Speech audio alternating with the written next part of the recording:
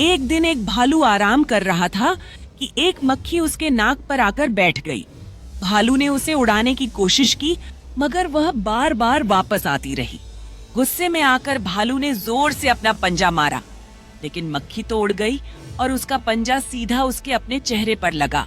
चेहरे पर चोट आई, दर्द हुआ और मक्खी आराम से दूसरी तरफ जा बैठी। भालू ने सीखा कि गुस्से में किया गया फैसला अक्सर खुद को नुकसान देता है। अब भालू शांत और संयमित लग रहा था।